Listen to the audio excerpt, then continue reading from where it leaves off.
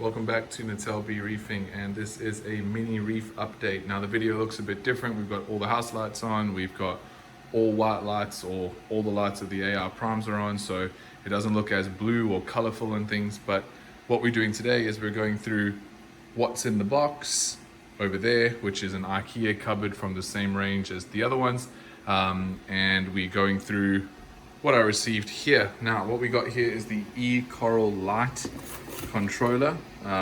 It's no longer in there because it's already on the tank. I didn't do an unboxing video because that's kind of dumb. I also didn't get a video of putting it on because that takes a long time to do, and it's just basically looking at my plumber's crack while I lean over in the tank and attach plugs. So it's all set up now, and let's have a quick look at how it is. So what we had to do is we had to find a place for it. So this is more along the lines of showing you that it's not just straightforward. So you see people putting videos of their tanks up, they go, oh look guys, we've attached the EKoral, and they show you where it is. But there's a lot more to it than just sticking it in a cupboard and flicking a switch. So the issue was that I had more plugs than the EKoral can handle. So I had to leave the majority of my plugs plugged into a Wi-Fi power board. I had to piggyback some of those through one of those, which I don't think is completely safe, but they're not high voltage things anyway. Also, you can't use, I'll just open this now. You can't use the EKoral power board. As you can see, it's got 4 points and it's got some Wi-Fi points in the back.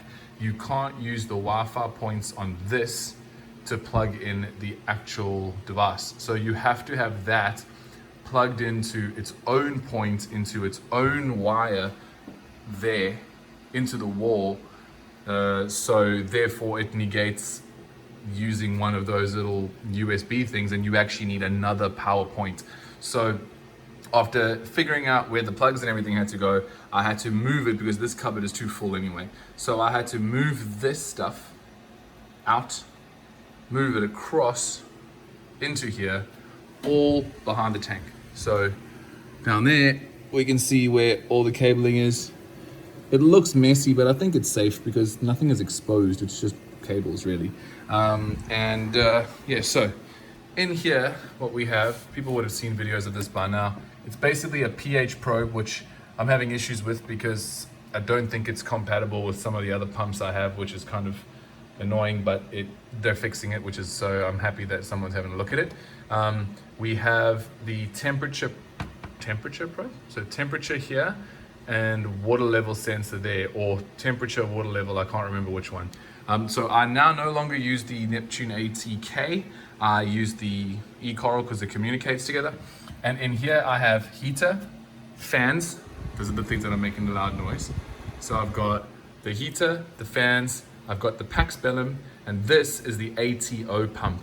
Now, the ATO pump that comes with this is really quiet, which is really nice. It's tiny, and I haven't moved my ATO reservoir, that's still in there, but I'm an idiot, and I assumed that this thing would just automatically know when I plugged that USB thing into here that it was the pump and it shouldn't be used.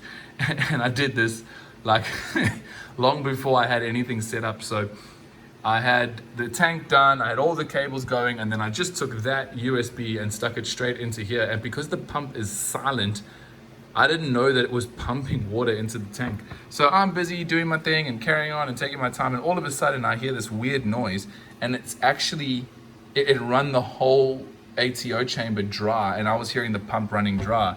And it turns out that it had filled up this entire sump right to about here with fresh water.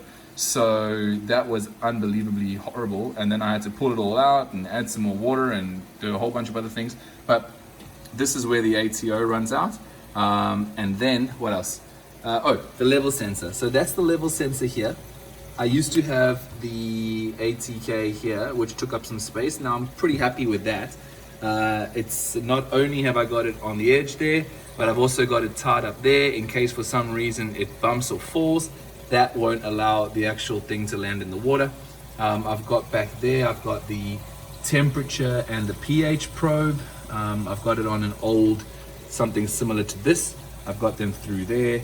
And how I've got it set up is basically just a very straightforward way, nothing too exciting, nothing too fancy.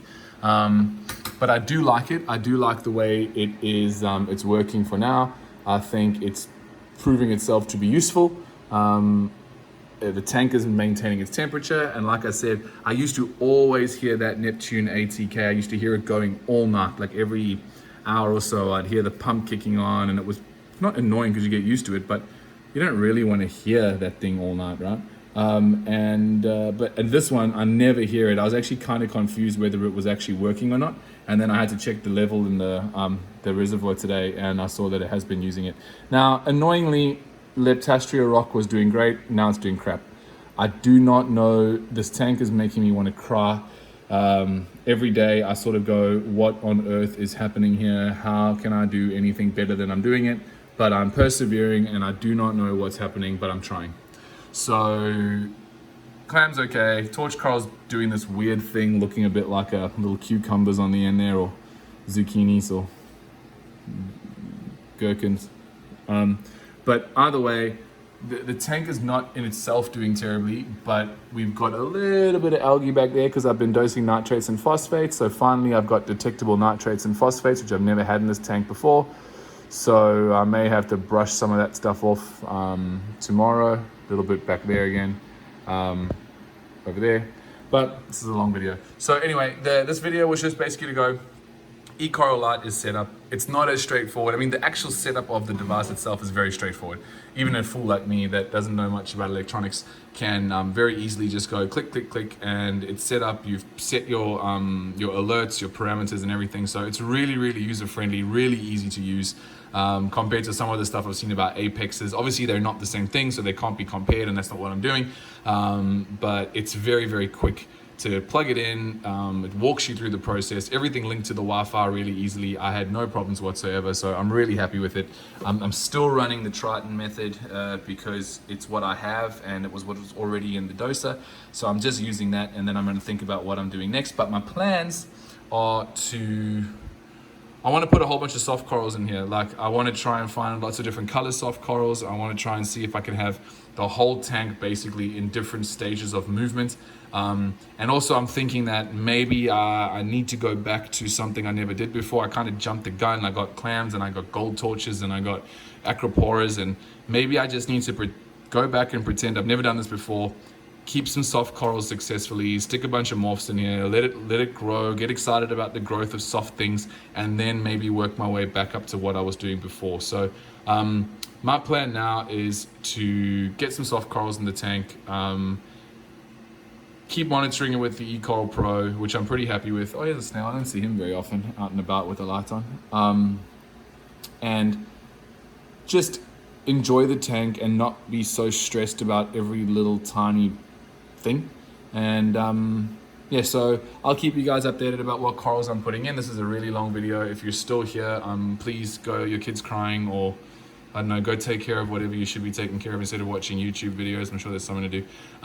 Thank you very much for watching, and I will keep you guys updated on what's coming next for this tank. But I like the EKoral, it works really well, and the only issue was the finding plug points for it. So it needs a plug point for itself, and then it only has 4 points, of which one of those points has to be for the top off. So theoretically it only has 3.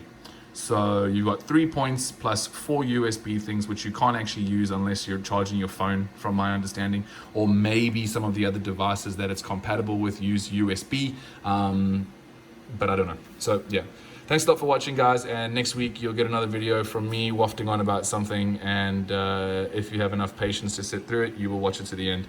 I'll speak to you guys next week. See ya.